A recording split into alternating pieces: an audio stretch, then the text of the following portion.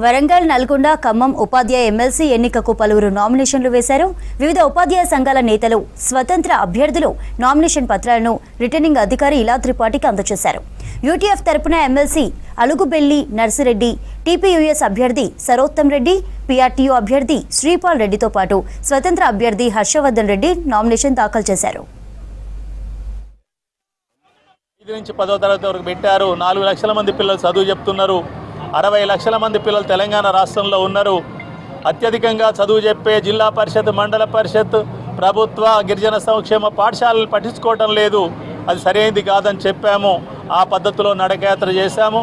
PRC అమలుకు, పీఆర్సీలో fitment 30% వస్తేందుకు Indira park దగ్గర నిరాహారదీక్ష చేయటం జరిగింది. ఇతర ప్రజా సంఘాల మద్దతుగా ఉండటం జరిగింది.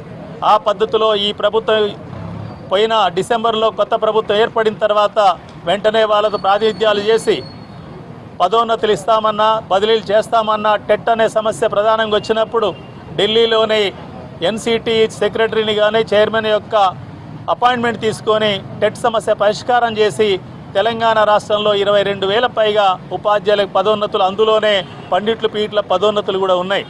అదేవిధంగా 35,000